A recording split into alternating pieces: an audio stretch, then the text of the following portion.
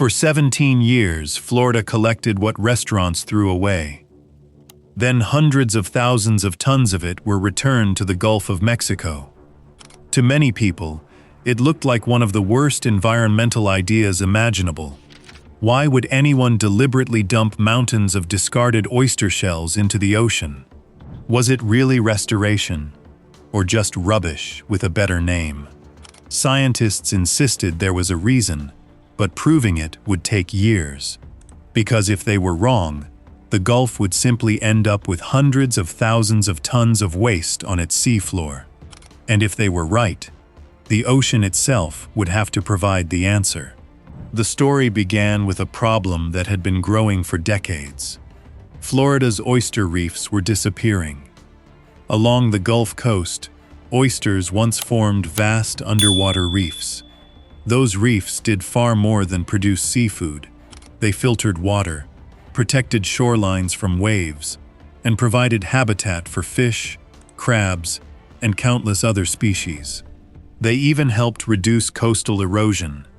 But healthy oyster reefs depend on one thing above all else: hard surfaces.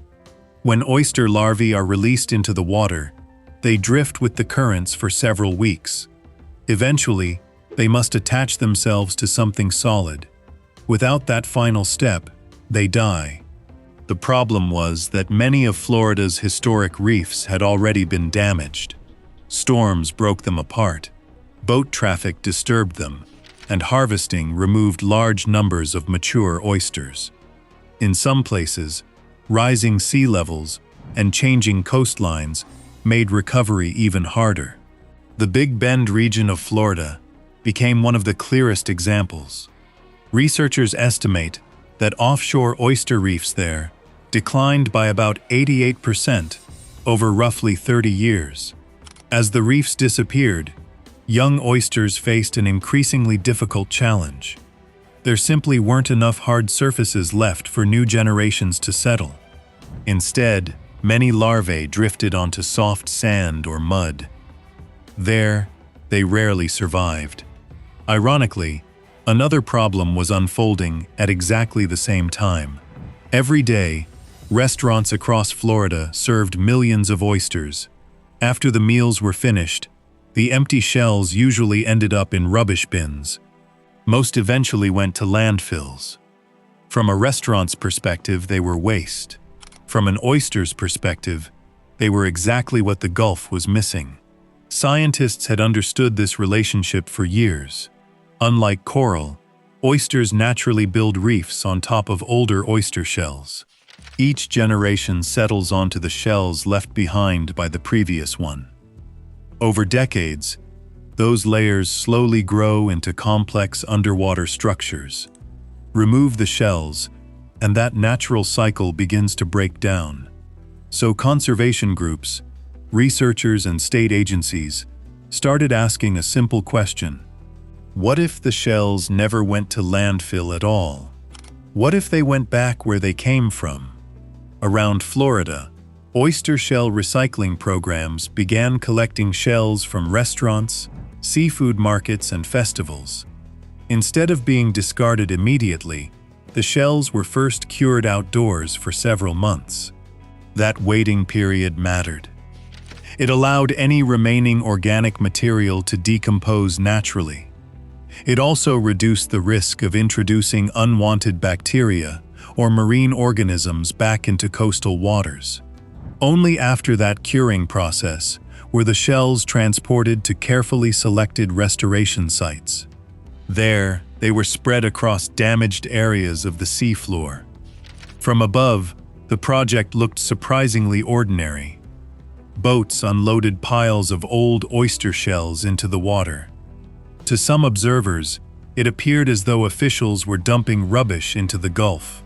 Some questioned whether it was environmentally responsible. Others wondered whether it would achieve anything at all. After all, how could piles of discarded restaurant shells restore an ecosystem that had been declining for decades?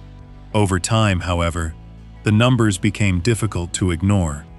Recent reporting has estimated that Florida's shell recycling programs returned more than 500,000 tons of oyster and clam shells to Gulf waters between roughly 2007 and 2024. That figure comes from compiled reporting rather than a single government database. But the restoration projects themselves have been documented much more closely. One of the best studied examples lies off Levy County on Florida's Gulf Coast. It's known as Lone Cabbage Reef. And there, researchers weren't relying on assumptions. They were taking measurements. One of the first questions researchers wanted answered was surprisingly simple. Would the reef actually come back? Not in theory, not all at once, but in measurable ways. That is exactly what the monitoring program at Lone Cabbage Reef was designed to find out. Researchers didn't simply place restoration material on the seafloor and leave. They returned repeatedly over the following months and years. They measured the reef's height, counted living oysters, recorded where young oysters were settling, and compared every result with nearby unrestored reefs. The changes became visible surprisingly quickly. One reason comes down to oyster biology. Every year, millions of microscopic oyster larvae drift through Gulf waters. For a brief period, they float freely with the currents. Then comes the most important moment of their lives. They have to find a hard surface to attach themselves to. Once they settle, they remain there permanently. That is where healthy reefs begin. Without a hard surface, oyster larvae cannot build a new reef. Sandy or muddy seabeds simply do not provide what they need. The recycled shells solved that problem. They recreated the exact surface oyster larvae naturally seek. Within months, researchers observed young oysters settling onto the restored reef. Those oysters grew, then they reproduced. Their offspring settled onto older shells. Slowly, the natural cycle that had been interrupted for decades began again. The measurements reflected that recovery. Post-restoration monitoring showed that reef elevation increased by an average of 6.3 inches. Overall oyster density became approximately 9.2 times higher than nearby untreated control sites. 5 years after construction, the restored reef continued supporting far more oysters than neighboring unrestored areas. And the oysters weren't the only animals returning. The restored reef soon provided habitat for fish, crabs, and feeding birds. What began as piles of discarded shells slowly became a functioning ecosystem. Scientists often describe oysters as ecosystem engineers. That is why restoring an oyster reef does much more than restore oysters. It helps rebuild an entire coastal habitat. Researchers are careful not to exaggerate what happened at Lone Cabbage Reef. The project did not restore every damaged reef along Florida's Gulf Coast. It did not reverse decades of habitat loss overnight. In fact, researchers estimate the project restored only a small fraction of the offshore reef habitat previously lost in the Big Bend region. But that was never the goal. The goal was to answer a simple question. If suitable habitat is restored, will oysters come back? The monitoring showed that they would. It demonstrated that, given the right conditions, oyster populations can begin rebuilding reefs naturally. The shells and limestone provided the foundation. Nature did the rest. The success of projects like Lone Cabbage has encouraged similar restoration efforts elsewhere along the Gulf Coast. Organizations including NOAA, state agencies, conservation groups, and local communities now support shell recycling programs in several coastal states. Instead of sending discarded oyster shells to landfill, many restaurants now donate them. It is a remarkably simple idea, one that works because it copies what oysters have always done naturally. Looking back, it is easy to understand why some critics were skeptical. On paper, it sounded ridiculous.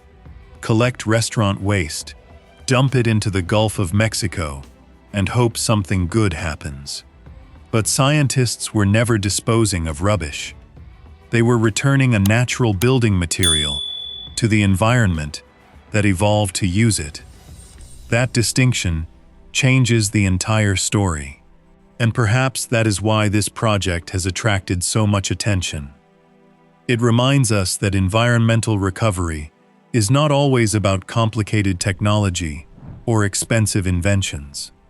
Sometimes it begins with understanding how nature worked before people interrupted it. More than a decade after many of those recycling programs began, hundreds of thousands of tons of discarded shells have found a second life beneath the Gulf's waters. Not as waste, but as the foundation for new reefs, new habitat, and new generations of oysters. Sometimes, the difference between rubbish and a solution is simply knowing where it belongs.